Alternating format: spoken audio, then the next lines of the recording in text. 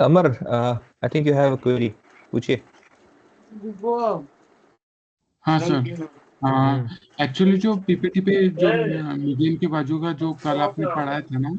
Formula, हम्म। वो थोड़ा समझा नहीं था। वो जो आपने बताया मीडियम वगैरह, वो सारा हम्म। समझ में आया, लेकिन वो फॉर्मूला का जो था वेरिएंस। ना, स्क्वायर, हाँ, हाँ स्क्वायर हाँ वगैरह लगाना, हाँ हाँ वो हाँ। नहीं समझा था। ठीक है, रिवीजन कर देते हैं।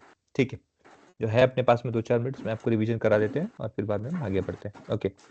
सो बेसिकली देखो, ये आपका डेटा सेट है। ठीक है, अब इस डेटा सेट में पकड़ लो कि आपने इस वैल्यू को कंसिडर किया है वेरिएंस फाइंड आउट करने के लिए। Basically based on this data set, ये जो डेटा सेट है इसके बेसिस में आपका ग्राफ बनाए। इतना क्लियर है? सर। इतना क्लियर है ना? हाँ।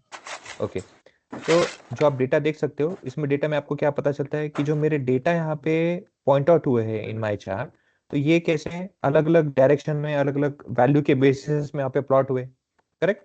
नाउ यस अगर सर। मुझे किसी भी वैल्यू को एनालाइज करना है, फिर किसी भी वैल्यू को मुझे उस वैल्यू का अंडरस्टैंडिंग करना है कि इंपॉर्टेंस क्या है या फिर उसका क्या लेट्स से कंट्रीब्यूशन है इस ओवरऑल डेटा सेट में, तो मुझे क्या करना पड़ेगा, कोई एक बेस वैल्यू लेके कंपेयर करना पड़ेगा। करेक्ट। हाँ सर। करेक्ट है। ओके। हाँ। नाउ उसके लिए मैंने क्या किया, I am considering average as a reference line. Okay, तो अपना एवरेज कितना निकला, 28,113, let's say 114 overall. Correct. Yes sir. Okay. वो अगर ड्रॉ होगा तो कहाँ पे होगा वो ड्रॉ? 30 के नीचे थोड़ा। हाँ, 20 के और 30 के बीच में, 30 से थोड़ा सा नीचे रहेगा। ओके। तो यस आपको सर। दिखते समय देखो कुछ इस तरह से दिखेगा। जस्ट ड्रॉ इट, यहाँ पे ड्रॉ कर देता हूँ मैं। यहाँ पे कहीं तो भी आएगा like this. Correct. Yes sir. Yes sir. Okay. अब हमें ये तो पता है कि फर्स्ट बिजनेस मोमेंट के हिसाब से हमने क्या किया, सेंट्रल टेंडेंसी के लिए कौन सा वैल्यू यूज करना हमको पता हो गया। अभी के लिए हमने क्या किया है, म्यू, है ना, जो हमारा म्यू है एवरेज, उसको हमने कंसिडर किया। अगेन आपको, आपका चॉइस है कि आपको म्यू करना है, मीडियन करना है, मोड करना है। अभी के लिए हमने म्यू को रेफरेंस दिया है। क्यों? क्योंकि फॉर्मूले में क्या दिया है, x I minus mu divided by n, और उसको स्क्वायर किया है और उसके बाद में सबमिशन किया है। तो अभी हम कहाँ पे हैं, right now we are at this part only, ये जो है अपना इसी पार्ट पे हम हैं अभी। Yes sir. ओके। ओके।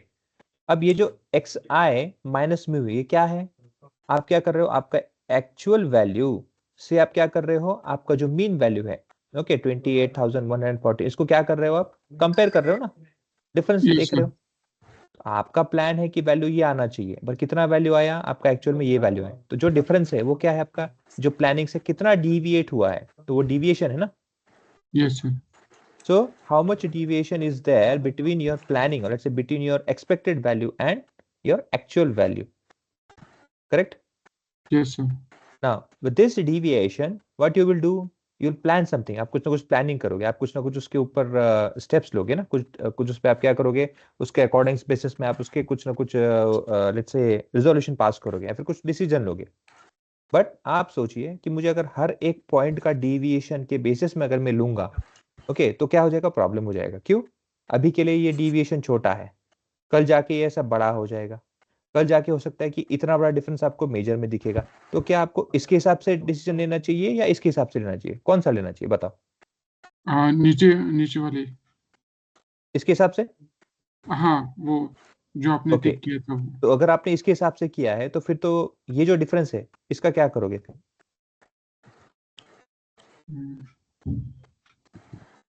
फिर तो ये बुरा मान जाएगा ये पॉइंट। Yes sir. फिर क्या करोगे? फिर क्या करोगे? तो उसी के लिए हमने क्या किया है, इंस्टेड ऑफ टेकिंग एक single single value as a consideration, हम ओवरऑल पूरा डेटा का क्या कर देते हैं, सम कर देते हैं। ओके। करेक्ट। सम करने के बाद में क्या करते हैं हम, एन, जैसे हम जब सम करते हैं, एवरेज निकालते हैं, तो वहां पे भी वही करते हैं ना, सम ऑफ एवरीथिंग है divide by n. Yes correct. Sir.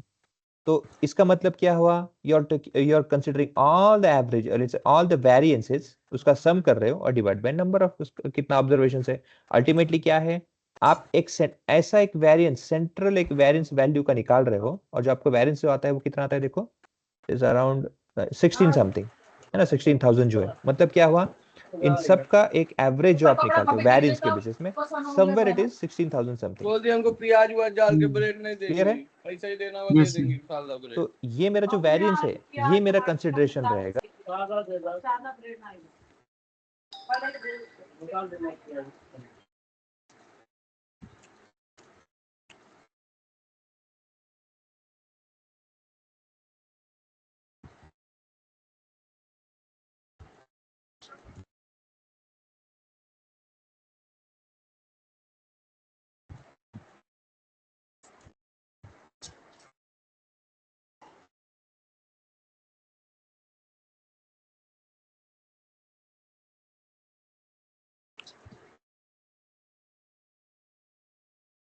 क्या आवाज नहीं है?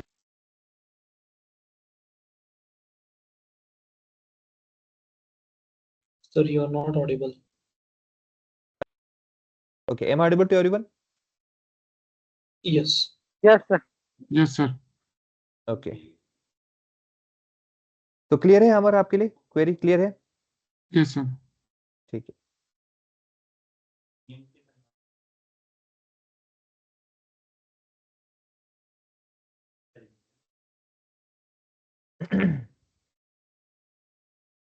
तो ये होता है वेरिएंस का कैलकुलेशन। अब फॉर्मूले के हिसाब से हमने क्या किया, उसको अप्लाई किया है। ओके, फॉर्मूला हमेशा ध्यान रखना, you have to remember, formula आपको बाय हार्ट करना ही पड़ेगा। इसके सिवा दूसरा कोई ऑप्शन नहीं है, इसके लिए आपको कोई अल्टरनेट भी ऑप्शन नहीं है। ओके, सो वेरिएंस का फॉर्मूला क्या है, x I hear is nothing but each and every data point, hear each and every data point that you have, that point minus mu.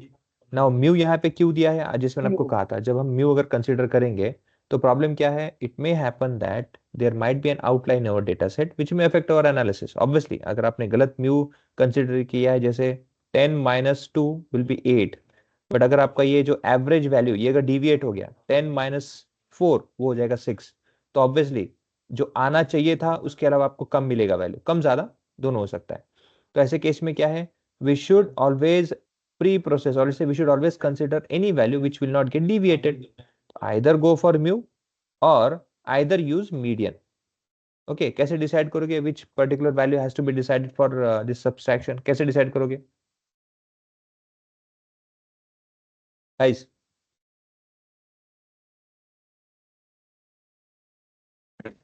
Hello guys, कैसे decide करोगे? Yes sir, that will be depend on data. Hmm, that will be depend on data. Repeat कीजिएगा sir. हाँ data पे depend होगा, it is very good, data के base पे ही बोल रहा हूँ मैं, बट डिसाइड कैसे करोगे कहाँ में? हम्म, तर मीन आणि मीडियम मध्ये जर जास्त डिफरन्स असेल तर मीडियन घ्यायचं. हाँ, तो difference between mu and median, अगर बहुत डिफरेंस है तो मीडियन पे फोकस करो, दोनों में डिफरेंस बहुत कम है या नहीं है तो ऑब्वियसली आप मीन भी यूज कर सकते हो। That is the ultimate option that we have, और इंस्टेंट ऑप्शन आपको है ना, इंस्टेंट ही पता चल जाएगा, instead of going through all different different visuals. Visual से भी आप पता कर सकते हो, बट विजुअल करने के लिए आपको फिर कोड लिखना है, लाइन ऑफ कोड बढ़ाने होंगे, एग्जीक्यूट करना होगा, फिर जब आएगा तब होगा। तो instead of going through that number of numerous processes, simply क्या करना है, एवरेज और मीडियन के दोनों में डिफरेंस निकालना है। अगर दोनों के बीच में बहुत मिनिमल डिफरेंस है, ओके, तो क्या करना है, समझ जाना है कि ठीक है आउटलायर होने के चांसेस बहुत कम है, फिर नहीं के हिसाब से। हाँ, डिफरेंस ज्यादा लगता है तो ऑब्वियसली आपका डेटा में आउटलायर जरूर है।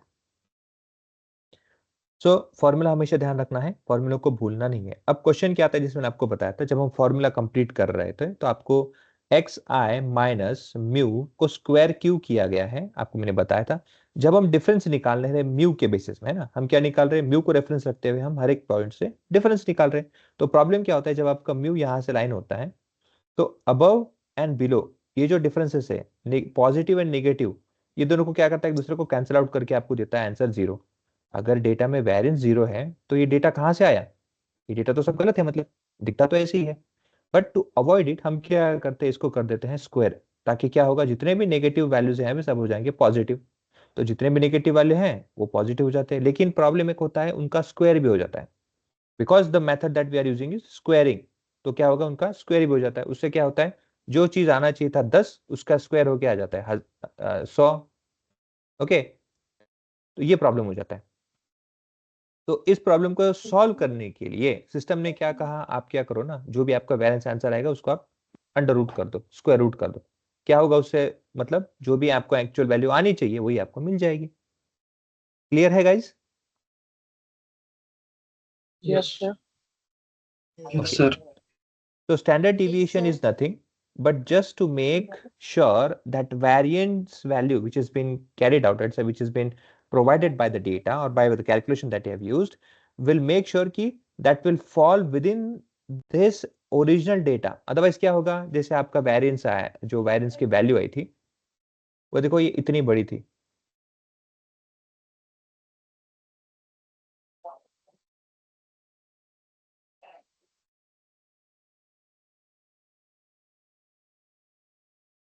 थोड़ा जूम आउट इन आउट करता हूं मैं।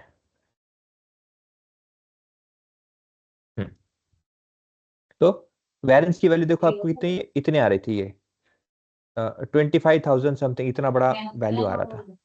But this value doesn't make any sense, isn't it? क्यों? आपके पूरे डेटा सेट के हिसाब से जो आंसर यहाँ पे आया है, और ये जो वैल्यू है 2 crore 25 crore, okay 24 crore 85 lakh and those, ये तो कहीं पे भी आपके इस डेटा सेट में कहीं भी नहीं बैठता है। अगर इस तरह का आंसर आप दोगे तो वो तो बोलेंगे भाई ये कहाँ का वेरिएंस है ये। जब आप बोल रहे हो कि आपका एवरेज वैल्यू 28 है और उसके बीच में आप डिफरेंस निकाल रहे हो 30 से, लेट्स से 15 से, तो इसके बीच में आना चाहिए। ये 25 करोड़ कहाँ से आ गया, ये कहीं पे भी नहीं बैठता है थाउजेंड्स में। तो उस वैल्यू को जो आपने अभी स्क्वायर कर दिया उसको वापस लेके आने के लिए आपकी एक्चुअल वैल्यू में तो आपको करना पड़ेगा स्क्वायर रूट। क्लियर है सबको? Yes, sir. Yes, sir. Okay, Yes, sir. so that squaring, okay, that square rooting is nothing but a standard deviation. Standard deviation मतलब क्या, अगेन डिफरेंस बिटवीन इस डेटा पॉइंट के साथ इस डेटा पॉइंट का इस डेटा पॉइंट से। तो ये जो डिफरेंस है, ओके, ये जो डिफरेंस होता है, ऐसा डिफरेंस, ये डिफरेंस क्या करता है, स्टैंडर्डली डिवाइड कर देता है, स्टैंडर्डली। ओके, बिटवीन 1 to 2 क्या है standard deviation, 1 is deviated to second point, next 3, 2 is deviated towards third point, fourth, third is deviated toward fourth point. With how many distance? With standard deviation. It is also have 1, it is also has 1, it is also has 1. So it is a standardly deviated. इसको कहते हैं standard deviation, जो आपको data में वो standard deviation करके देता है। Is it clear for everyone? Yes, sir. Okay. Yes, sir. Now आपको अभी ये तो पता चल गया कि भाई डेटा पॉइंट में हमें जितने भी डेटा पॉइंट्स आते हैं उसको रेफर अंडरस्टैंड करने के लिए कोई ना कोई हमें एक रेफरेंस वैल्यू चाहिए। वो होता है आपका बिजनेस का फर्स्ट मोमेंट, जहां पे आप डिसाइड करते हो either I should go for mu, either I should go for median, either should go for mode. Once you decided, अब आप क्या करते हो, उस रेफरेंस लाइन से, उस फर्स्ट मोमेंट ऑफ बिजनेस के वैल्यू से आप चेक करते हो कि मेरे बाकी के डेटा किस तरह परफॉर्म कर रहे हैं, how much they are deviated or are they following the same line. If they are deviated then you have to calculate where based on variance आपको पता चलेगा कि कितने दूर है, ओके, और कितना डिविएशन रख रहे हैं। फिर और स्टैंडर्ड डिविएशन रहेगा तो आपको स्टैंडर्डली इक्वली डिवाइडेड कितना है आपको पता चल जाएगा। ओके, तो आपके प्लान के हिसाब से कितना दूर है स्टैंडर्डली वो आपको समझ में आ जाएगा। सेड दैट, अब जब आपको पता चल चुका है कि भाई कितना दूर है कितना है, अब एक और क्वेश्चन आता है कि ये पता होने के बाद में क्या, लेकिन हमें ये एक और चीज पता करना है, ठीक है, एक पॉइंट यहाँ पे है, एक पॉइंट यहाँ पे है, ओके, ऐसे दूर दूर है।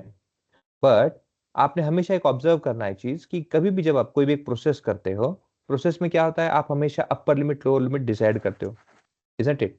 फॉर एग्जाम्पल आपका ये एक्स है, ये आपका वाई है, कोई एक्स में कुछ प्रोसेस चल रहा है जिसकी वजह से क्या है 1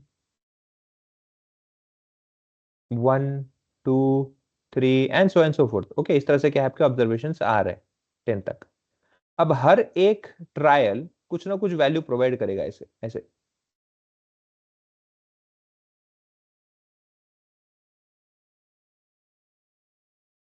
ऐसे कुछ ना कुछ वैल्यू प्रोवाइड करेगा। बेस्ड ऑन दिस आप क्या करोगे, एक आपका फर्स्ट बिजनेस मोमेंट लगाओगे जहां पे आप एवरेज वैल्यू निकाल दोगे। उस एवरेज वैल्यू के हिसाब से आप चेक करोगे, अच्छा डेटा ऊपर कितना दूर है और डेटा नीचे कितना दूर है, यहां तक ठीक है।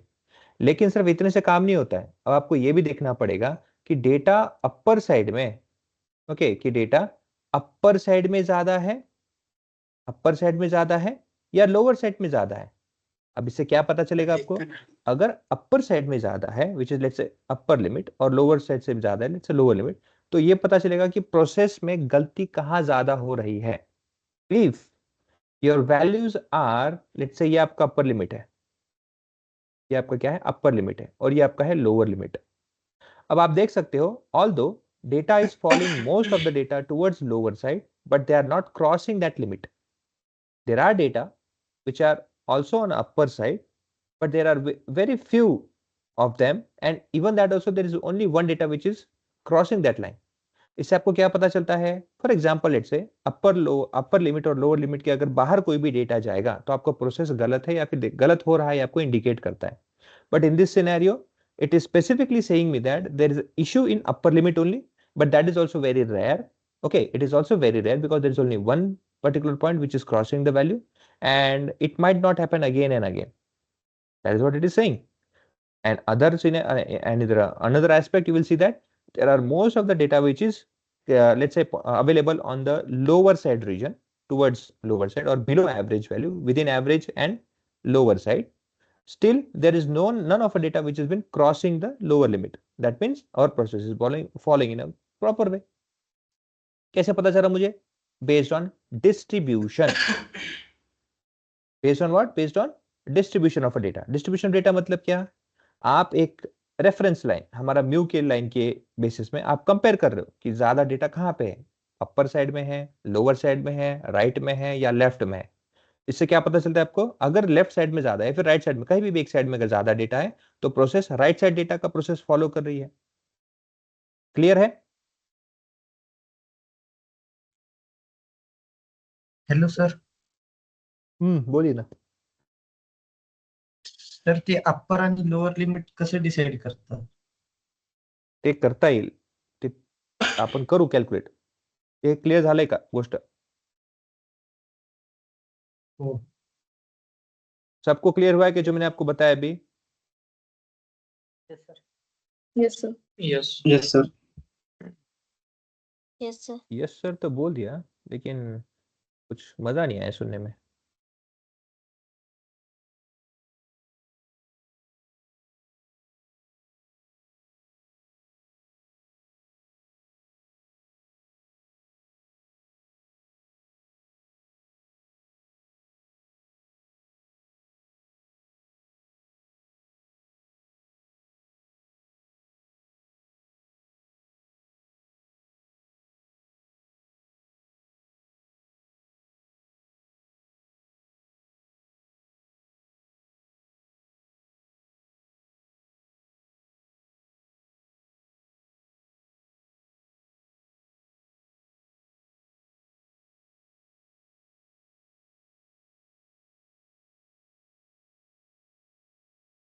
Okay, let's say we have some data point, okay, which has been let's say pointed out based on the data that we have been, let's say the data which has been generated हमारे पास में है। now यहाँ पे आपको पता चलता है कि based on my mu, my average value, there are most of the data which is below average line। कहाँ पे है? below average line के हैं और above upper limit के हैं। okay, within those there are most of the data and in that also आप ये देख सकते हो कि कोई भी एक वैल्यू लोअर लिमिट को क्रॉस नहीं कर रहा है। None of a data is crossing your lower limit. इसका मीनिंग क्या है अगर आप देखोगे तो प्रोसेस में जितना भी जो भी आप प्रोसेस कर रहे हो, जो कोई भी आप कंसर्न काम कर रहे हो, उसमें जो भी आउटपुट आ रहा है वो हमेशा क्या फॉलो हो रहा है, लोअर लिमिट का जो वैल्यू है उसको फॉलो करता है। ओके, फॉर एग्जाम्पल पकड़ लो एक ये पाइप है, ये इनर डायमीटर है पाइप का और ये है पाइप का आउटर डायमीटर। ओके, अब अच्छे से ध्यान से सुनो, मुझे क्या करना है, देखो मुझे इसका थिकनेस कम करना है। ये जो थिकनेस है ना यहाँ का, ये जो थिकनेस है, this thickness I have to reduce this. ये जो थिकनेस है, ओके। तो थिकनेस कम करने के लिए क्या करना पड़ेगा मुझे, इसे कहते हैं टर्निंग। Okay, turning. टर्निंग मतलब क्या होता है, इसको जब घुमाएंगे सर्कुलर मोशन में, ओके, तो क्या होगा, मैं यहाँ से एक टूल लगाऊंगा। टूल कैसे लगाऊंगा, ऐसे मेरा एक टूल आएगा, ऐसे करके, कैसे उसमें एक ऐसे पॉइंट रहेगा ऐसे करके, ओके, ये टूल है मेरा। ये जब टूल इसको टच होगा, ओके, घूमते समय, तो क्या होगा, ये बहुत ही ज्यादा इंक्लिनेशन हो गया उसको।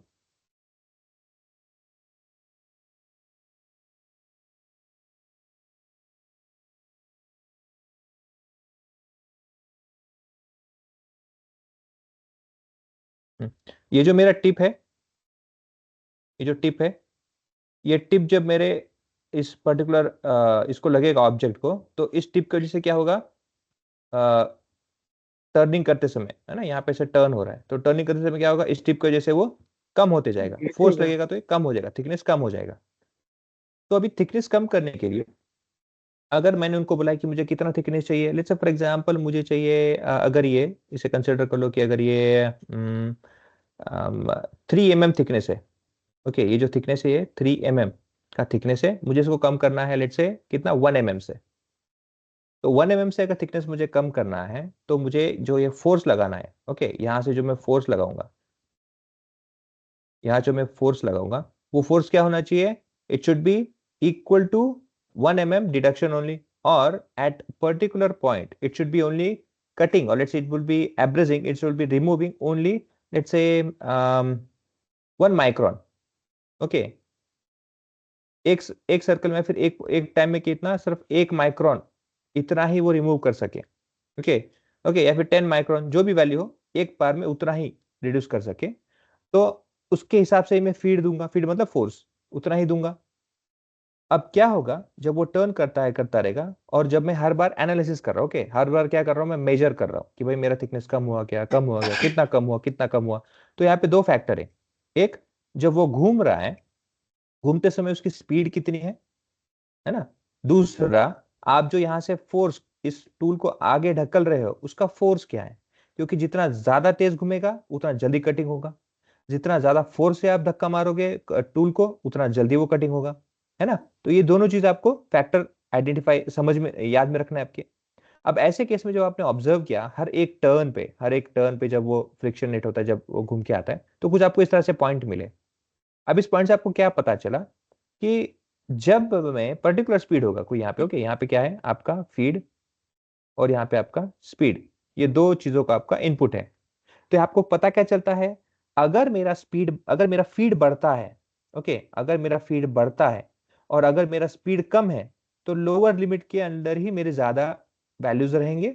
उससे होगा क्या, मेरा जो लिमिट है, ओके, जो मेरा लिमिट है, वो लिमिट से क्रॉस कुछ नहीं होगा। क्रॉस करने का मतलब क्या है, ऐसा नहीं होगा कि 3 mm से कट करने से पहले ही क्या हो गया, कट ही नहीं हो रहा है, या फिर क्या प्रॉपर कट नहीं हो रहा है, वो 3 mm के ऊपर ही नहीं जा रहा है ना, ऐसा भी नहीं होगा।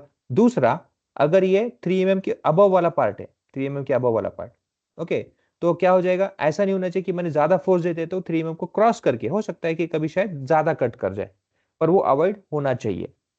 तो आप यहां से पता चलता है कि आप जो भी प्रोसेस कर रहे हो, विच इज गुड, आप जो भी प्रोसेस कर रहे हो विच इज गुड, उसमें क्या होता है, आपको जब भी हर बार एक टर्न में या फिर जितने बार भी आप फीड करते हो, तो आपको हमेशा लोअर लिमिट का ही आउटपुट मिलता है। इससे इसका मतलब क्या है, आपको टर्न ज्यादा मारना पड़ेगा, थोड़ा सा ज्यादा इसी बंद कर दें चाचा। Work. Yes,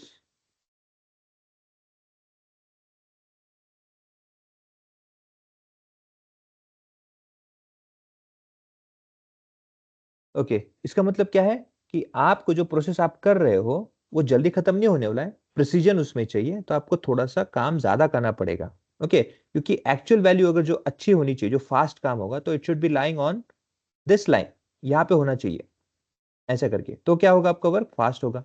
but since there are majority of the values which are been on down side, इसका मतलब क्या है, आपको वर्क एवरेज से थोड़ा सा ज्यादा करना पड़ेगा। वेयरएज अगर आपने ऊपर देखा है, तो कभी कभी ऐसा भी ऑब्जर्व किया गया है कि आपका काम या फिर आपका कटिंग बहुत जल्दी हो जाता है, मगर चांसेस क्या है, they are very close to upper limit. मतलब अगर जिसने बताया भाई 3 mm का कट करना है, हो सकता है शायद 3.1 या फिर 2.9 में फट से आ जाए एकदम से, उसे प्रॉब्लम क्या होगा, अगर कोई चीज फास्ट हो रही है तो आपको थोड़ा सा संभाल के काम करना पड़ेगा, क्योंकि मटेरियल कट होने के बाद में आप उसमें नहीं ले सकते, लेकिन अगर मटेरियल बचा है तो आप कट कर सकते हो। तो यहाँ पे रिस्क ज्यादा है, यहाँ पे रिस्क कम है। तो ज्यादा से ज्यादा आपने कहा क्या देखो ऑब्जर्वेशन में, कि मेरा एवरेज से वैल्यू से ज्यादा नीचे है, डिविएशन है, लेकिन कहां पे ज्यादा डेटा है, on lower side. Is it clear guys? Yes sir. Yes sir. Okay. Now I'll give you another example.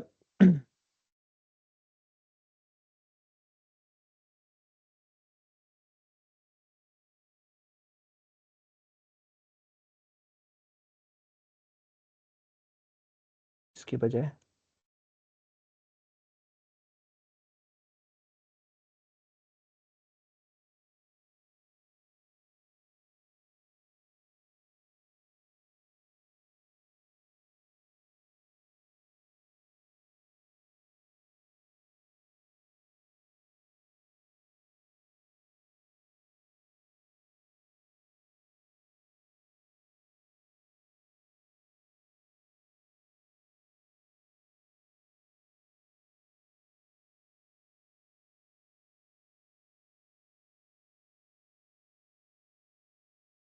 subject 1, subject 2.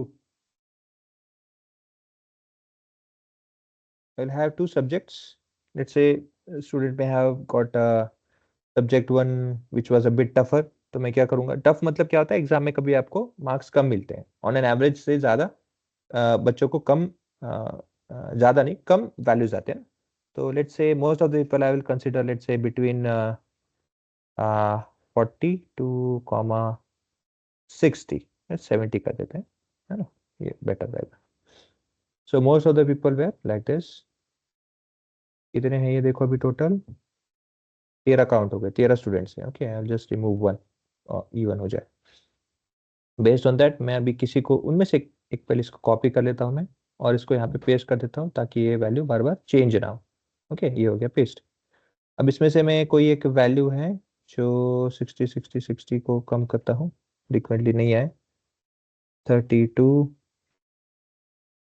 35, 55, और एक वैल्यू है जिसको मैं 80 कर देता हूँ, 75। क्यों कर रहा हूँ बताता हूँ मैं आपको, I explain everything over here, don't worry. 50।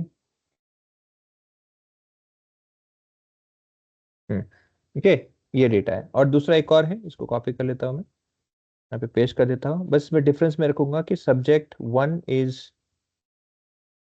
Tough subject and subject 2 is easy subject. अब इसमें मैं की function is equal to rand between कर देते हैं 60 to 90, इसको कर देता हूँ और यहाँ पे से कर देते हैं पेस्ट। ओके, नाउ अभी मैं पहले इसका एक ग्राफ बनाता हूँ आपके लिए, जो कि कुछ इस तरह से आएगा। Okay, like this. इसका नाम दे देते हैं हम,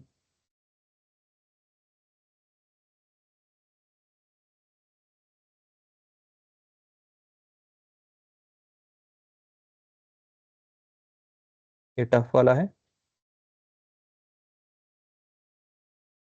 और इसको भी कर देते हैं कंट्रोल सी,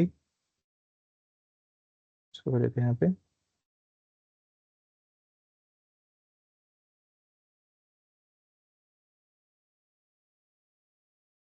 इजी वाला। Okay, hmm hmm okay, let's इसको मैं इधर कर देता हूँ ताकि हम सब ऑब्जर्व अच्छा कर सकें। बस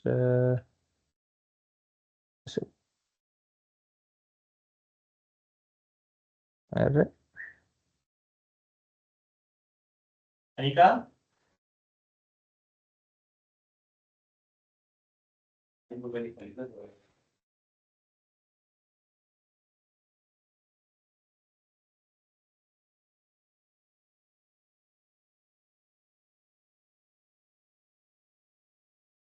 टफ वाला अपना इस साइड और इजी वाला इसकी साइड। ओके, इस तरह से है ये, इस तरह से।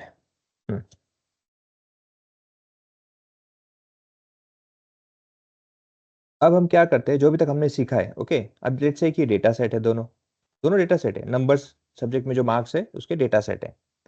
पहले तो मुझे क्या करना है कि जो गिवन डेटा सेट है उसका मुझे अंडरस्टैंड करना है कि बेस्ड ऑन कोई भी एक सेंट्रल वैल्यू मुझे कंपेयर करना है कि डेटा किस तरह फ्लो हो रहा है। तो पहले मुझे डिसाइड करना है कि कौन सा सेंट्रल वैल्यू मुझे सर्च करना चाहिए। सो अभी मैं क्या करूंगा, is equal to average count करूंगा। फंक्शन एवरेज है, एवरेज फंक्शन यूज किया जाता है। फंक्शन में आपको रेंज दे देना है और एंटर कर देना है, आपका एवरेज यहाँ पे आ गया। एवीजी कर देता हूँ, ओके। और यहाँ पे करते हैं मीडियन से कंपेयर, ये मीडियन हो गया। सेम कंट्रोल डी करता हूँ, इस फॉर्मूले में मुझे सिर्फ क्या करना है, चेंज, यहाँ पे एवरेज की जगह मीडियन फंक्शन यूज करना है, मीडियन, ओके। एंटर कर देता हूँ। तो दोनों में डिफरेंस कितना है, 3 मार्क्स का डिफरेंस है, ठीक है, कोई प्रॉब्लम नहीं। तो आपके इसमें आउटलायर नहीं है, ओके। ओके, लेट्स से एक आउटलायर भी मैं डाल देता हूँ इसमें, ओके। यहाँ पे एक 80 की जगह यहाँ पे 90 कर देते हैं, ओके। देखो आउटलायर डिटेक्ट हो गया, ओके। और यहाँ पे मैं क्या करता हूँ, एक ऐसा वैल्यू डाल देता हूँ जो आउटलायर है। Let's say I put it 73 60 हो है, लेट्स से 40, ये डाल देता, ओके। कंट्रोल आर कर देते हैं। ये देखो दोनों में डिफरेंस आपको पता चल गया ना। दोनों में डिफरेंस का आपको मैं इंपॉर्टेंस बताता हूँ, देखो।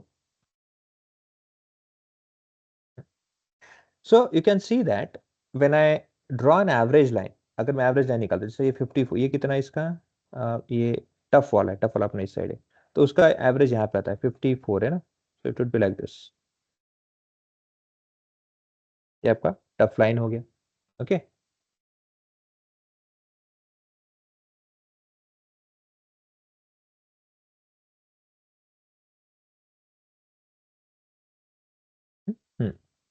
और इसका एवरेज कितना इजी वाले का, 73। यहाँ पे कहीं तो भी पता लेता है इसे, 74 भी चल गया होता, बट ठीक है, 73.74, दिस इज योर इजी वाला वैल्यूज। और यहाँ पे अपना टफ वाला वैल्यू यहाँ पे हिसाब, ओके। ये म्यू है और ये म्यू है। अब यहाँ पे डिफरेंस क्या होता, देखो 50 होता तो यहाँ पे होता, इस लाइन पे, लाइन थोड़ा नीचे आ गया होता, और यहाँ पे 76 मतलब थोड़ा और ऊपर आ गया होता यहाँ पे, ओके। तो ये डिफरेंस है, क्यों, सिर्फ एक वैल्यू की वजह से, वो ये है और वो ये है। So if in your data there is any outlier present, again ये छोटा डेटा सेट है, हमको आइडेंटिफाई करने को मिल रहा है, मैंने किया है इसलिए मुझे पता है, but in real scenario that would be very difficult because going through all the data set it would be very difficult for anyone to particularly point out that value, okay। So इस तरह से आपको data हमेशा different करेगा। So let's say मैं 50 और 76 के basis में जाना चाहूंगा, because that is a median which is good one, है ना, वो चेंज नहीं होता है।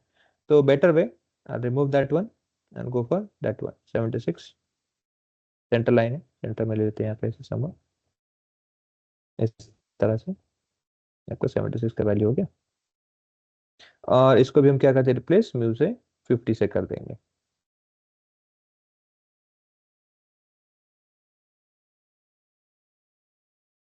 इस तरह से, ओके। ये हो।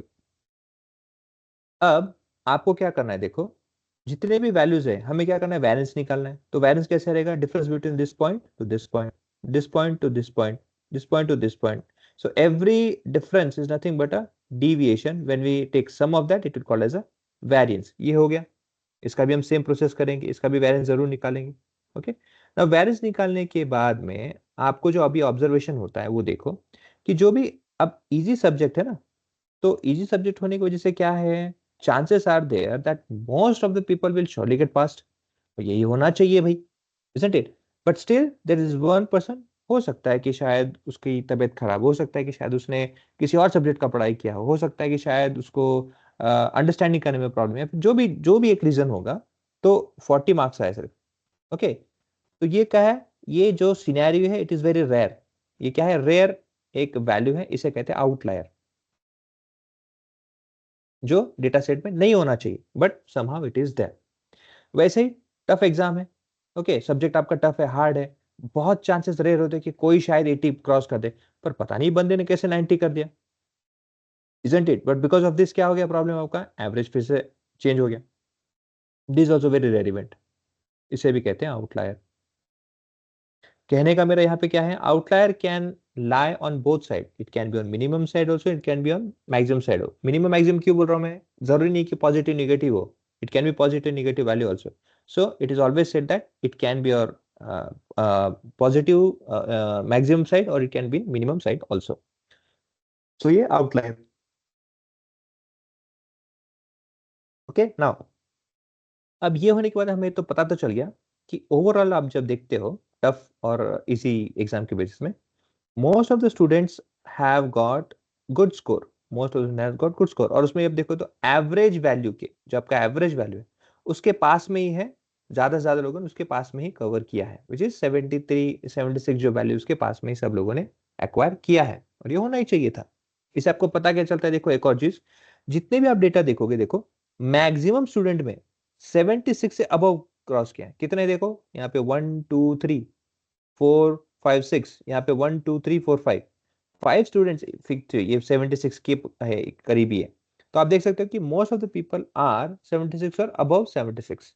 इसे पता क्या चलता है, एग्जाम आसान है, एग्जाम क्या है आपका, इजी है. वेराज यहाँ पे आप देखो तो आपको क्या पता चलता है, आपके एवरेज के, एवरेज कितना है आपको यहाँ पे 50 है. ओके, मीडियन बेसिकली हमारा भी एवरेज नहीं कहेंगे, मीडियन कहेंगे, मीडियन वैल्यू 50.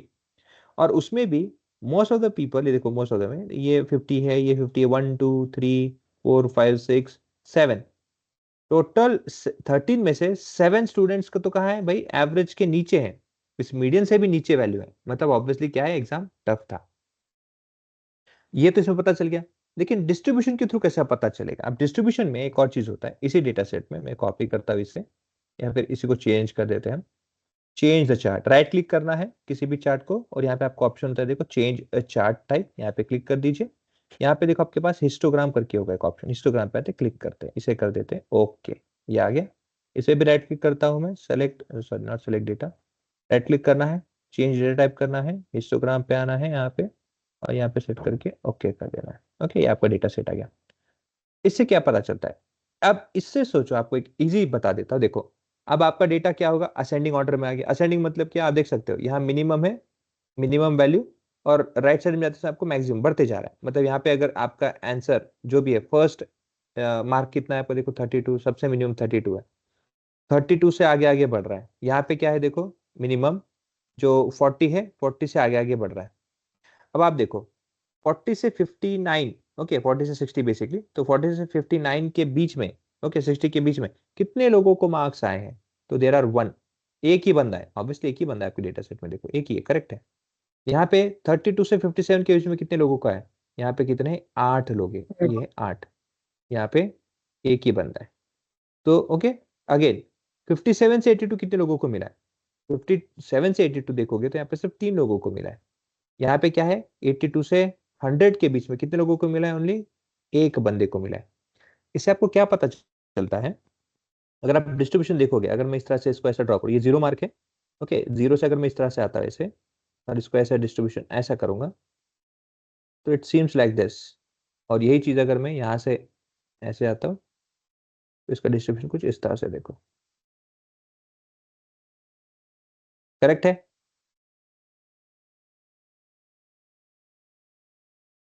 करेक्ट है क्या गाइस? Yes Yes.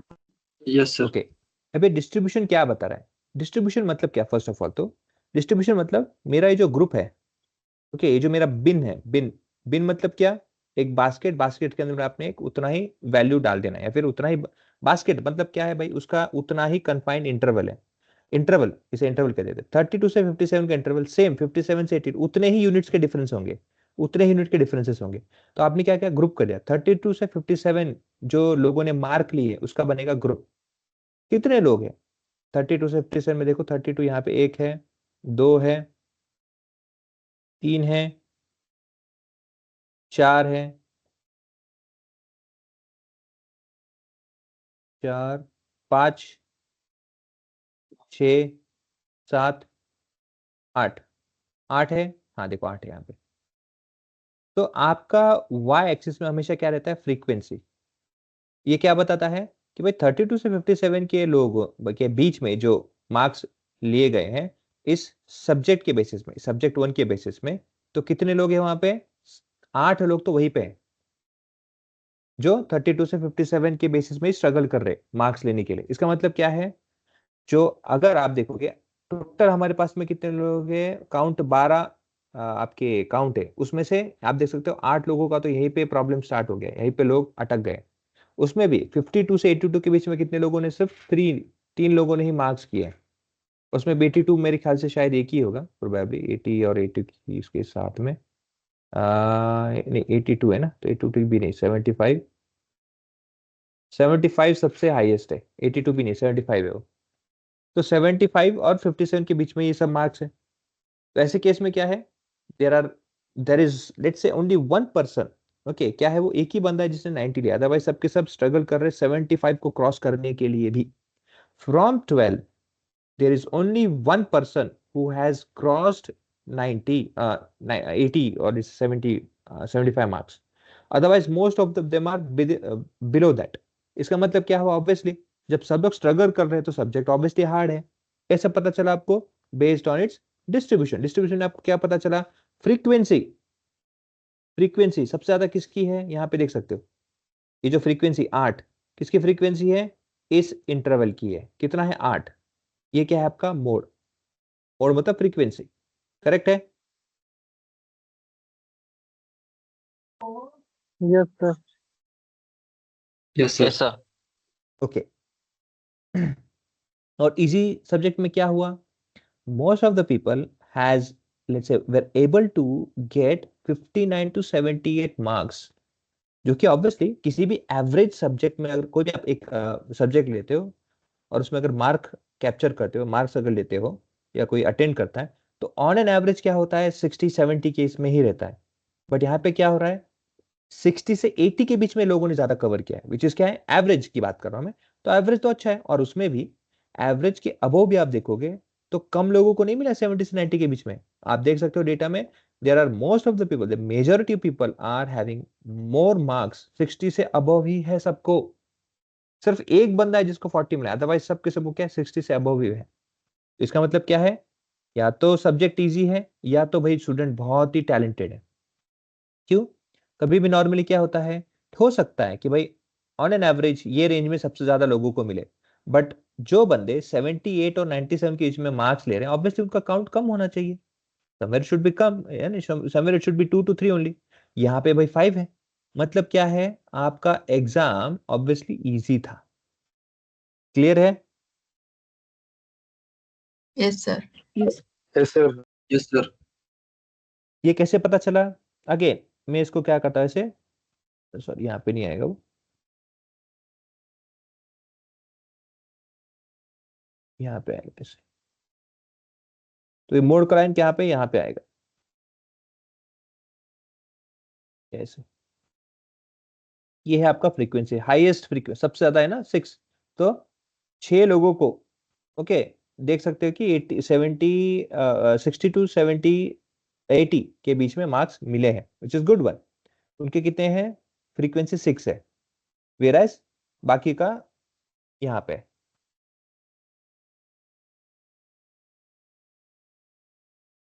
तो जिस किसी भी इंटरवल का फ्रीक्वेंसी ज्यादा रहेगा उसे हम कहते हैं, यहाँ पे देखोगे तो उसको हम कहेंगे mode.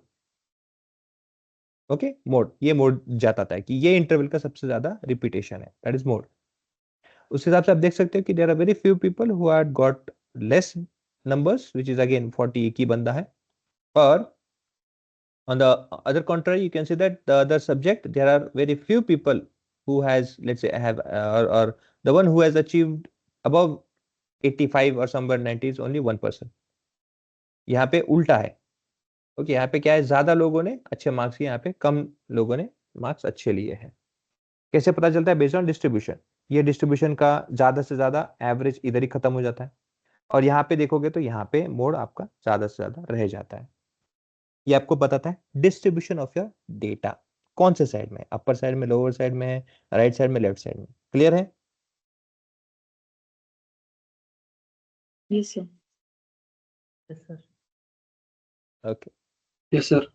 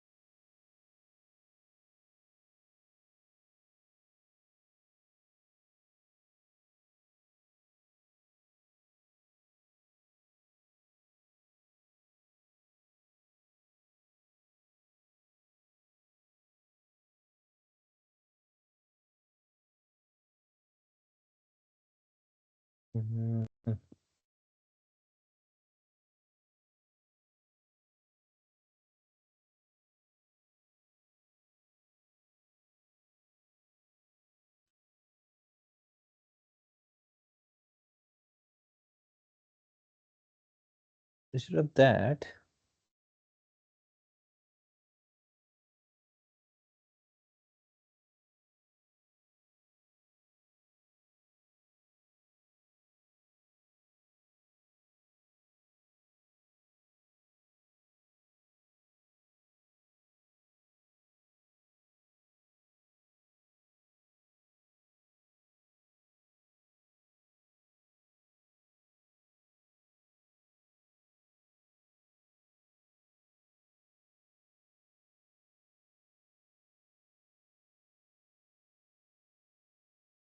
I was just experimenting. कुछ एक्सपेरिमेंट से कुछ आउटपुट तो नहीं आया, बट ठीक है, लेट्स सी आगे कभी अगर कुछ जरूरत पड़ा तो बताता आप लोगों को. Okay, we'll do it this way.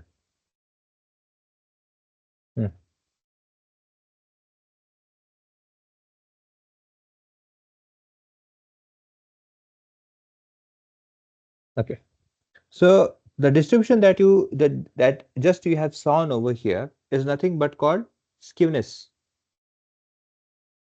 Okay, इसे कहते हैं skewness. Skewness में होता है पॉजिटिव और skewness में होता है नेगेटिव चार्ट्स, और उसमें होता है नॉर्मल. Okay, normal skewness. ये तीन चीजों को आप अंडरस्टैंड करोगे. अभी हम कहाँ पे आ रहे हैं? Third business of moment. Okay, third business of moment मतलब क्या? जहां पे आप विजुअल्स के साथ में काम करते हो. अभी तक आपने ऑब्जर्व किया होगा, everything was about statistics only. Mean, median, mode, standard deviation, variance, range, everything was related to numbers only. Now we will move towards third business of moment where charts and visuals will be aligned with us, with our analysis. Okay, now to do that we need to first understand what skewness is and what actually histogram is. Okay, क्या बताता है, कैसे पहले find out करते हैं वो देखो. आपको जैसे मैंने अभी बताया था, मैंने क्या किया, एक चार्ट लिया. वो चार्ट का नाम क्या है? हिस्टोग्राम. याद रखो इसका नाम. ओके, हिस्टोग्राम, ये बहुत इंपॉर्टेंट पार्ट है. हिस्टोग्राम, हिस्टोग्राम ग्राफ इसे कहते हैं. Based on what? Based on your y axis. On your y axis you will have frequency. You will have always frequency. On x axis you will have your value. या value कह सकते हो, या आप उसके कैटेगरी इन्वर्टर इंटरवल्स कह सकते हो. ग्रुप, उसे कहते हैं बिन्स. ओके, उसे कहते हैं बिन्स. ग्रुप को क्या कहते हैं? बिन्स कहते हैं. हिस्टोग्राम के बेसिस में बिन्स कहते हैं. तो आपके y एक्सिस में होता है हमेशा फ्रीक्वेंसी, और आपके x एक्सिस में होता है हमेशा बिन्स. बिन्स मतलब क्या है? ये इंटरवल. जो आपने यहाँ पे इंटरवल दे दिया, सेम इंटरवल यहाँ पे भी मिलेगा. देख सकते हो 40 से 59, 59 से 78, 78 से फिर 97. जो डिफरेंस है दोनों के बीच में वो हमेशा सेम रहेगा. Same goes for this also. The interval will be equally distributed for every bins you will choose. Okay, so always it will move from minimum, this point will be minimum, to the right side to the max. ये हमेशा ऐसे move करेगा minimum से maximum की तरफ. Same here also, minimum से maximum की तरफ. सेड दैट, आपको ग्रुप का इस इंटरवल का हमेशा क्या मिलेगा? Frequency. How many number of values are falling between this interval.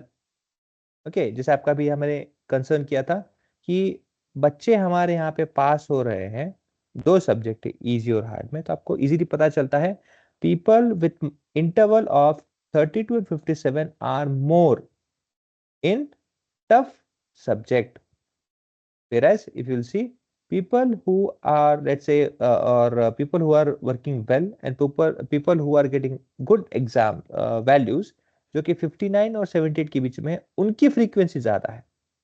this values over here are nothing but frequency. frequency मतलब उनकी काउंट. इनका काउंट 59 से 78 के बीच में जिन लोगों ने नंबर लिया है उनका काउंट.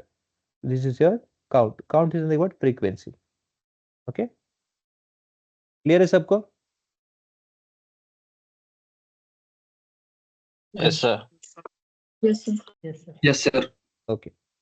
इससे आपको पता चलता है कि आपके डेटा सेट में अगर डेटा आ रहा है या फिर अगर डेटा फ्लो हो रहा है तो कौन से साइड में जा रहा है आप वो बोल सकते हो। अब आप ऑब्वियसली देख सकते हो इस डेटा सेट में 4059 के पास और 7097 के पास में किसके पास ज्यादा है, फिर 59% किसके पास ज्यादा डेटा जा रहा है। ऑब्वियसली आपके इस डेटा सेट के पास या फिर इस पर्टिकुलर नंबर के पास ज्यादा डेटा सेट जा रहा है। मतलब क्या है, डेटा में जब कभी भी 59 और 78 का इंटरवल रहेगा तो 59 और 78 जो इंटरवल है उसके बीच में आपको ज्यादा से ज्यादा वैल्यू दिखेगी।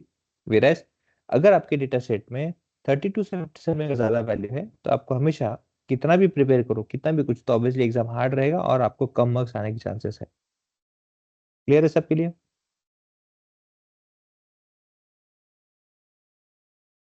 Yes, sir. Yes, sir. Yes, sir. So this graph over here and this graph over here, okay, this graph is called positive skewness, this is called negative skewness. Now decide कैसे होता है, this is based on where the tail is, okay, where your tail is। तो आप देख सकते हो tell यहाँ पे कहाँ पे है। ऑब्वियसली आप वर्कआउट करने के बाद में, काम करने के बाद में, ऑब्वियसली आप जब बेसिकली हाँ देख सकते, ठीक है, टेक एन एग्जांपल। अब फॉर एग्जांपल देख लो कि जहाँ पे आप देख सकते हो कि जिन मार्क्स लोगों ने, ओके, जिन लोगों ने ज्यादा ज्यादा मार्क्स लिए, आप देख सकते हो लेफ्ट साइड में ज्यादा पुश्ड है। कहाँ पे है? लेफ्ट साइड में ज्यादा उनके फ्रीक्वेंसी है, मेरे जहाँ पे राइट साइड में ज्यादा फ्रीक्वेंसी है। तो ये जो मार्क्स है, ये जो यहाँ पे ये जो टेल आपको मिला, ये टेल, ये क्या है वैल्यू, ये वैल्यूज ऐसे हैं जो इजी होने के बावजूद भी आए हैं, जो बहुत कम है या फिर बहुत रेयर वैल्यूज होते हैं। ओके, तो चांसेस ऑफ दिस टेल, इसे कहते हैं टेल। तो ये जो लाइन है जो लंबा खींच रहा है इसे कहते हैं टेल। यहाँ पे टेल कहाँ है? यहाँ पे इस साइड में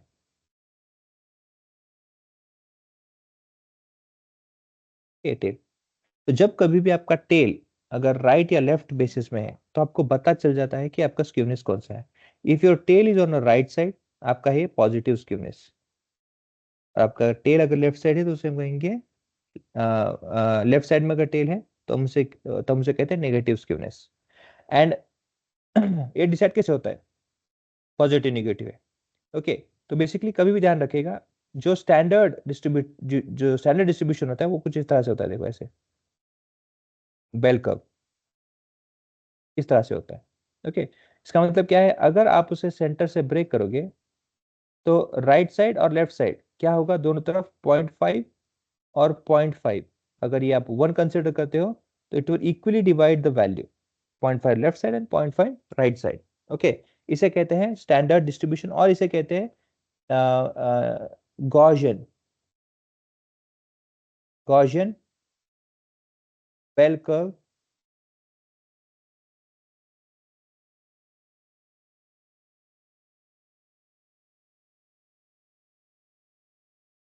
आइसोमेट्रिक कर्व और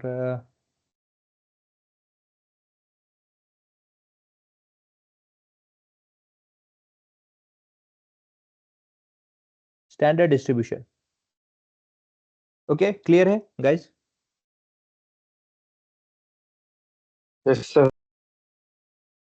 Yes, sir. और स्टैंडर्ड Yes, डिस्ट्रीब्यूशन sir. में Yes. जब डेटा दोनों साइड में अगर आप ब्रेक करोगे तो 0.5 होगा। मतलब क्या है, आपका mu is equal to median and is equal to mode. ये जो तीनों वैल्यू है क्या है, हर एक को इक्वल करेगा। ऑब्वियसली आपने ऑब्जर्व किया है अगर डेटा सेट में आउटलायर नहीं है तो डेटा दोनों साइड में इक्वली डिस्ट्रीब्यूट होता है। Okay, but since there is no equally distributed तो डेटा आपका कुछ एक साइड में ही डिफरेंशिएट होगा, तो इसे हम स्टैंडर्ड डिस्ट्रीब्यूशन भी कहते हैं। सिंस देयर आर आउटलायर्स उसकी वजह से क्या हो गया, आपका ये जो मोड है, ये मोड फ्रीक्वेंसी है सबसे ज्यादा, तो ये मोड यहाँ पे है और आपका ऑब्वियसली मीन क्या होगा, जो टेल है उसके तरफ खींचा जाता है, तो ये समवेयर लेट से यहाँ पे होगा।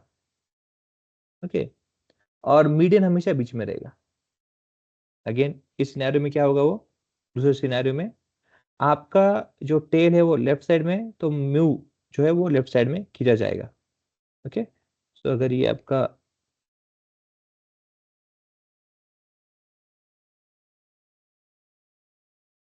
ये आपका मोड है फ्रीक्वेंसी, तो आपका टेल के तरफ में मीन खींचा जाएगा और उसके बीच में रहेगा आपका मीडियन। ओके, क्लियर है गाइस? Yes, sir.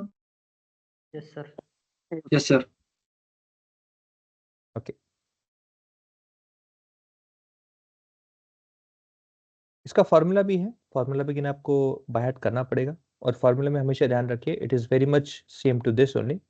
देखो एक्स आई, अगेन एक्स आई यहाँ पे एक्स आई है, x I minus mu bracket cube divided by, तर हाँ बोलिए, त्याच्यामध्ये स्टँडर्ड आम्ही डिव्हिएशन। प्रश्न विचारलेले ते बी कळतं का? हो, काय म्हणताय तुझा आवाज आला मला 2-3. ह्याच्यामधून?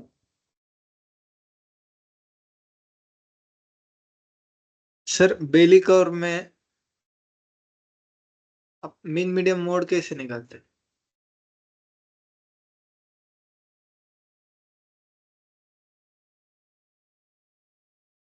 अच्छा, बेल कर्व क्रिएट कैसे होता है? हाँ सर, कैसे होता है? बस कैसे होता है और उसमें टेल कहाँ होता है? नहीं, आपको बेल कर्व क्या समझा पहले वो बताओ मुझे। सर पहले अपन ने हिस्टोग्राम में देखा हम्म नेगेटिव रहेंगे तो लेफ्ट साइड को, तो फिर बेल ग्राफ में कैसा रहेगा स्क्यू? ओके ओके, तो बेल कर्व मतलब आपको बोला ना मैंने कि बेल ग्राफ, जो बेल कर्व है नॉट ग्राफ, बेल कर्व मतलब क्या है? अगर आपका 1 एज अ डिस्ट्रीब्यूशन आप देख रहे हो तो 0.5 लेफ्ट में भी होगा और 0.5 राइट में भी होगा। तो जब दोनों डेटा डिस्ट्रीब्यूटेड है इक्वली तो टेल कहाँ से आएगा? टेल नहीं आएगा ना, ओके ओके सर, है ना। और यस आप यस, जब इसका मीन मीडियन मोड निकालोगे तो मीन मीडियन और मोड ये यहाँ पे 0 रहेगा। ठीक है, okay, thank you sir, okay okay. हाँ तो ये जो स्क्यूनेस का फॉर्मूला है नॉर्मली हम इसे जनरल फॉर्मेट में हम इसे लिखते हैं, बट इसमें थोड़ा सा इम्प्रोवाइज बाद में करना है आपको। आपको यहाँ पे मल्टीप्लाइड बाय एन करना है। ओके, यहाँ पे ध्यान रख लें, और यहाँ पे समीशन करना है। समीशन मतलब वही एक्स आई माइनस म्यू करके हमें हर एक वैल्यू का क्यूब करना होता है और फिर बाद में आपको वैल्यू आता है। ओके, यहाँ पे सेम कर्टोसिस में भी है, summation of X I minus mu and then N into 4। Okay, ये ध्यान रखना। नॉर्मल जनरल वे में हम ऐसा लिखते हैं, बहुत जगह आप इस तरह का फॉर्मूला देखोगे, पर in reality it is a bit different in formula wise. Okay, ये थोड़ा ध्यान रखिएगा। तो दोनों बाय हार्ट कीजिएगा, again it is very necessary. Instead अगर इसको आप let's say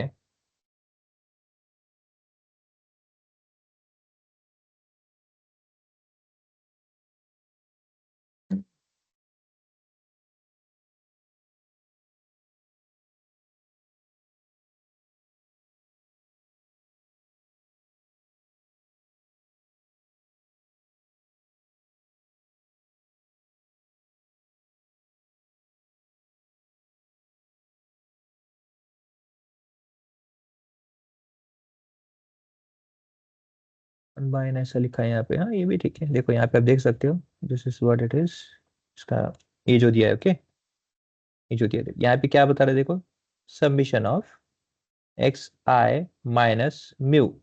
okay, and then what it is been done, it is divided by standard deviation, है ना। और पूरा का उन्होंने क्या किया है, again 1/n।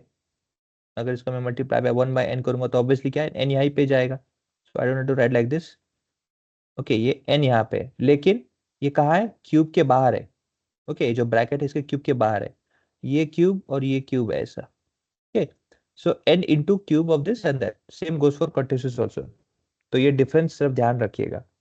Okay, in general way it is okay if you write in that way, but in reality it is has to be like this. आपको करने के बजाय बेटर है कि मैं आपको प्रॉपर ही दे दूँ, अदरवाइज ये आ रहा है यहाँ पे आ गया ना, क्या इतना ढूंढ रहा था मैं। प्रिंट स्क्रीन,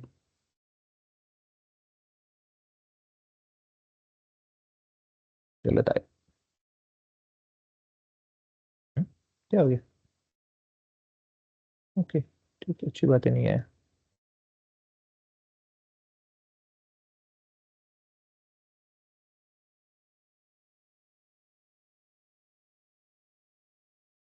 ठीक है, स्क्यूनेस है और नीचे है कर्टिसिस का लेके आ जाता हूँ।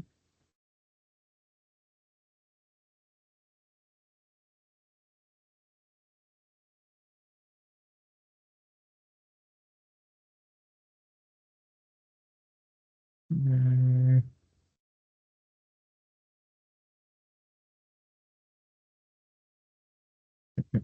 हम्म,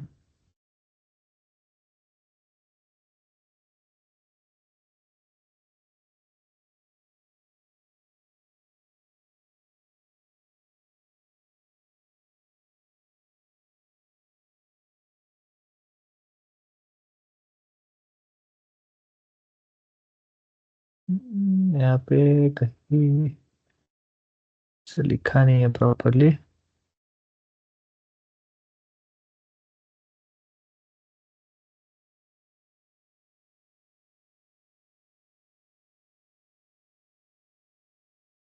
हम्म, y बाय 4 एंड 22 4, ये भी 4 ही है, summation of N summation S S 4 simple वाला।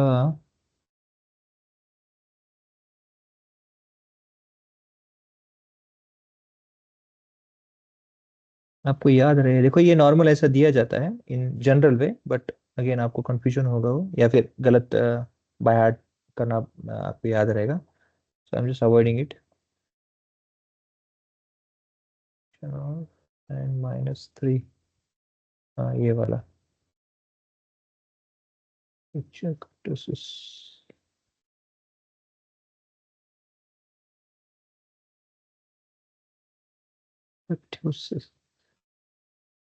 लगता है मुझे लिखना पड़ेगा कहीं से। हम्म,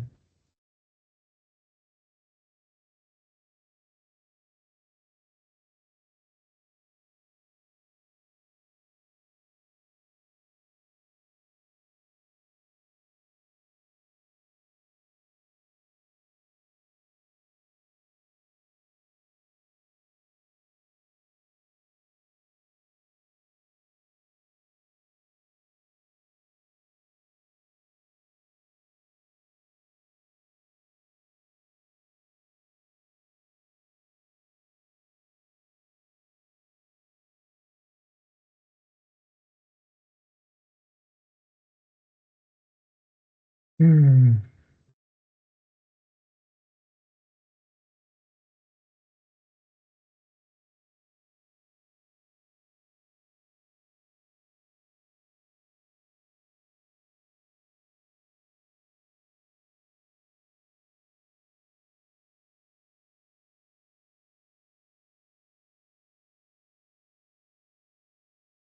एक्सक्यूज मी सर, मैंने चैट बॉक्स में एक फॉर्मूला पेस्ट किया, आप चेक करेंगे प्लीज?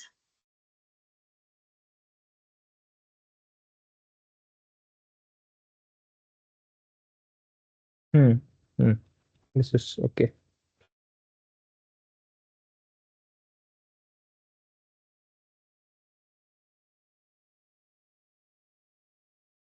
Thank you.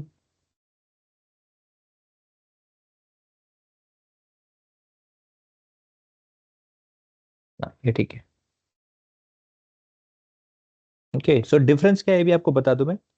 जब हम बात करते हैं ना स्टैंडर्ड डिस्ट्रीब्यूशन की, तो स्टैंडर्ड डिस्ट्रीब्यूशन हमेशा क्या होता है, जो ये जो -3 यहाँ पे क्यों आया है उसके बारे में बता रहा हूँ आपको मैं। बाकी ये तो बताऊंगा कि ये 4 और 3 क्यों है, बट -3 क्यों यहाँ पे, why there is not -5 -6 and that. Okay, तो जो 3 अगर वैल्यू है तो 3 ये आपको दर्शाता है कि आपका डेटा इक्वली डिस्ट्रीब्यूटेड है। स्टैंडर्ड डिस्ट्रीब्यूशन जैसा होता है ना, उस तरह से आपका इक्वली डिस्ट्रीब्यूटेड है। जब आप डेटा में -3 करते हो, ओके, -3 जब आप वैल्यू करोगे तो आपको पता चलता है कि डेटा में डिफरेंस कहाँ है। ओके, होता है ना कभी कभी हमको कुछ ऐड करना पड़ता है वैल्यू, तो उस वैल्यू के बेसिस में आपको डिफरेंस पता चलता है। So here -3 is acting like that to find out whether data is distributed equally और नॉट, तो ये -3 लगाया जाता है। अब ये 3 और 4 क्यू, जैसे लास्ट टाइम मैंने आपको बताया था फॉर्मूला हमारे वेरिएंस में, एक्स आई माइनस एक्स ये जो स्क्वायर है क्यों कर रहे हैं, फॉर एलिमिनेटिंग नेगेटिव वैल्यूज। यहाँ पे 3 उसका काम नहीं, यहाँ पे क्या है, since we are calculating skewness, तो जब आप डेटा को कैलकुलेट करोगे डिफरेंसेस स्क्यूनेस को कैलकुलेट करते हो ना, तो क्या होता है, डिफरेंस निकाल रहे हो, तो 10 - 8 क्या होता है, बहुत छोटा वैल्यू होता है, आउटपुट छोटा वैल्यू हमेशा आता है। और आप क्या करते हो, उसका सब सबमिशन करते हो ना, और डिवाइड में क्या करते हो, n-1। अगेन ये n-1 डिनोट करता है सैंपल लिया आपने, कैपिटल रहेगा तो सिर्फ n आएगा, ये भी ध्यान रखना। ओके, तो n है, आप मल्टीप्लाई स्टैंडर्ड डिविएशन से भी कर रहे हो, वो भी क्यूब है, तो डिवीजन में हमेशा आपको छोटा वैल्यू होता है, हमेशा क्या आता है, बहुत छोटा वैल्यू होता है। अब सोचिए थोड़ा एग्जांपल यहाँ पे सोचिए कि अगर छोटे छोटे पॉइंट को अगर मैं ग्राफ में पुट करूंगा तो क्या होगा, ऑब्जर्वेशन में प्रॉब्लम होगा।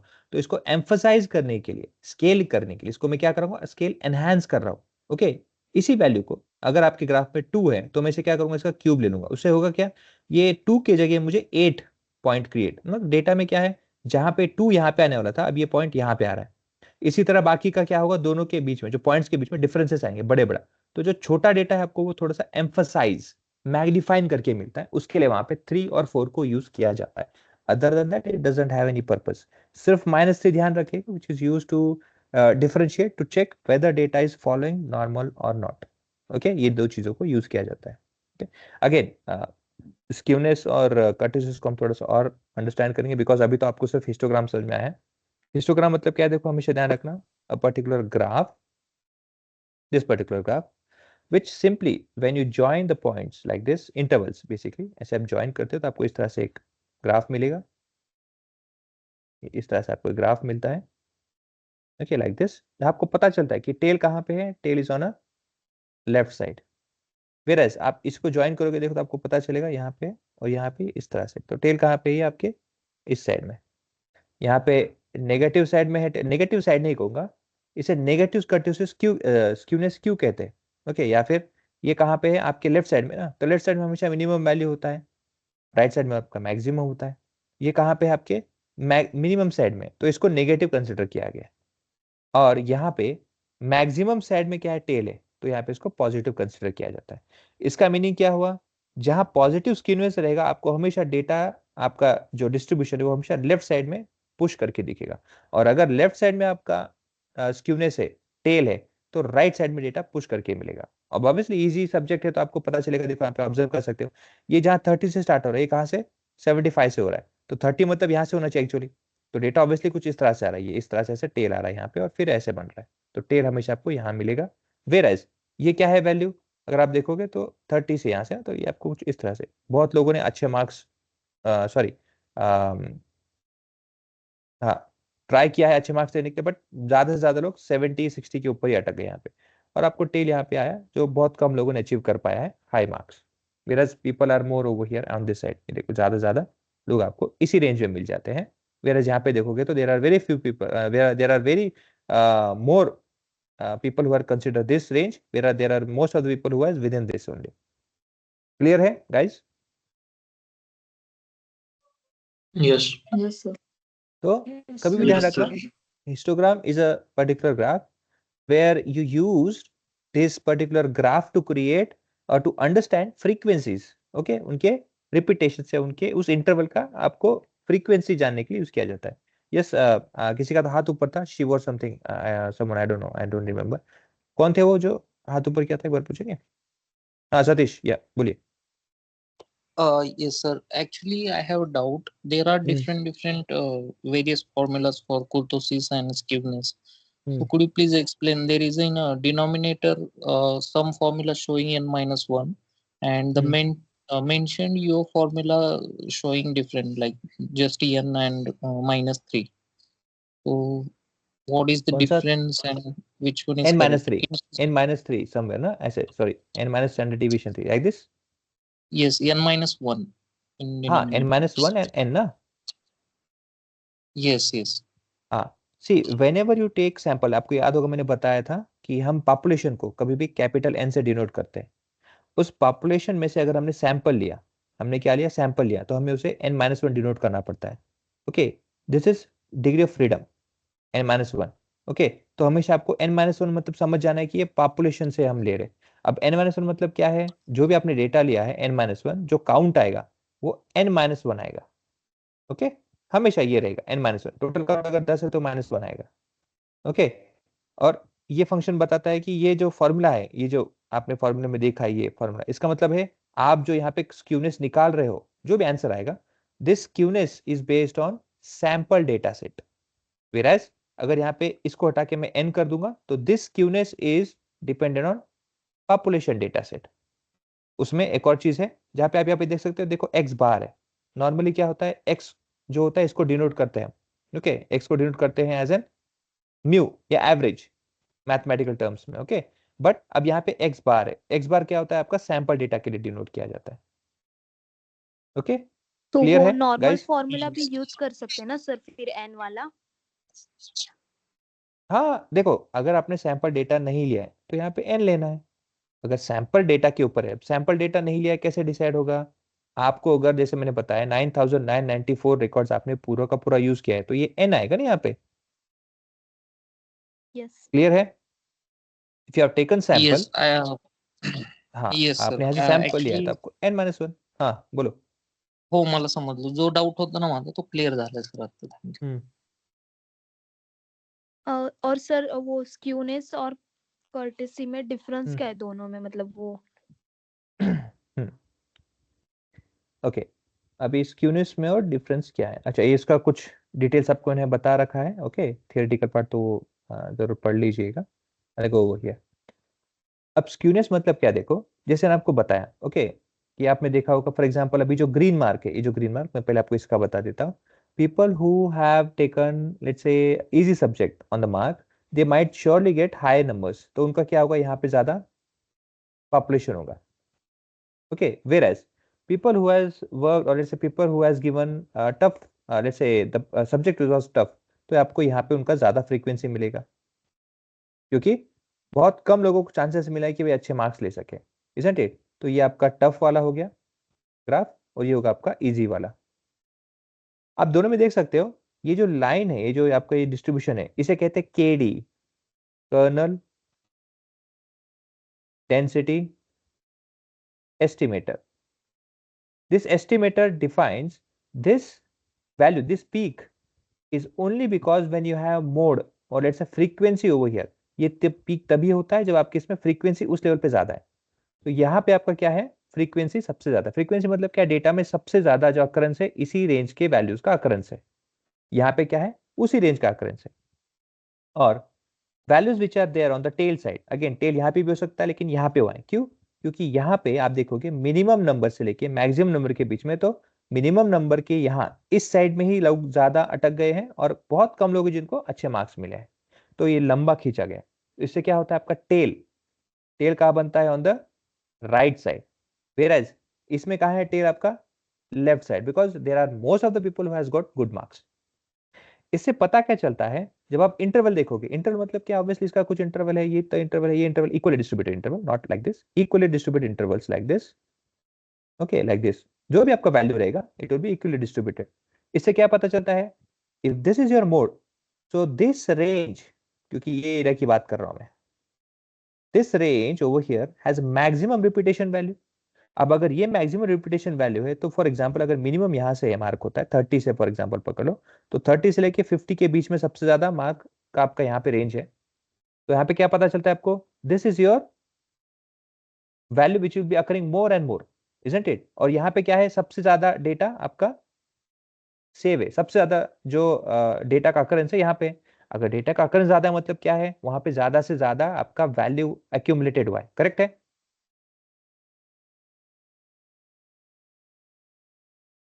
Yes sir. ओके, तो ये जो अकरेंस है ये क्या बताता है, स्क्यूनेस बताता है कि आपका राइट साइड में, पॉजिटिव साइड में, ब्लू वाला बता रहा हूं मैं, राइट साइड में स्क्यूनेस है, जो कि टेल है, इसको टेल कहते हैं, ये टेल है। उस टेल के वजह से ज्यादा से ज्यादा डेटा आपका कहां पे है, ऑन द लेफ्ट साइड। ये कैसे पता चलता है, डिस्ट्रीब्यूशन के बेसिस में, because your distribution is mostly over here at this area. There are very few who had accommodated. देखो ना यहाँ पे ऐसे बार ऐसे करोगे, देखो there are very few over here, but there are mostly who has considered this range where they were capable to get that particular range. Is it clear for everyone? Yes sir. Yes yes sir.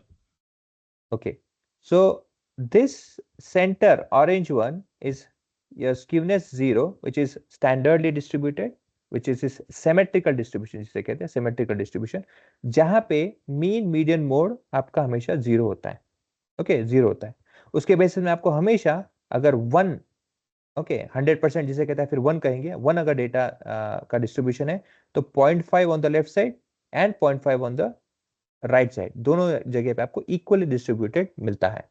So comparing this skewness which has 0 over here, standard distribution के हिसाब से, जो symmetrical distribution है उसके हिसाब से आप देखोगे तो आपका स्क्यूनेस जो पॉजिटिव है वो हमेशा एक ऐसे लेफ्ट साइड में ऐसे ज्यादा एक्यूमुलेशन यहाँ पे रहेगा, कम एक्यूमुलेशन उसका राइट साइड में रहेगा।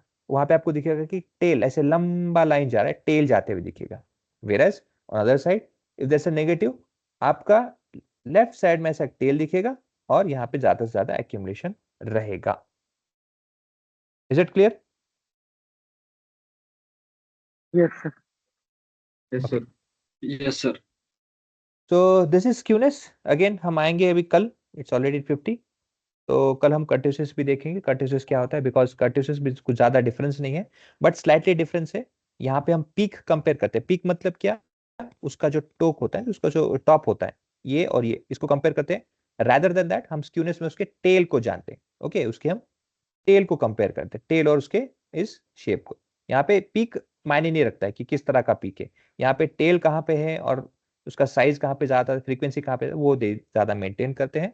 वेयरएज कर्टिसिस में हम उसके पीक को ऑब्जर्व करते हैं। ओके, ठीक है, come back tomorrow and will discuss on this same also. Okay, thank you for the presence, thank you guys.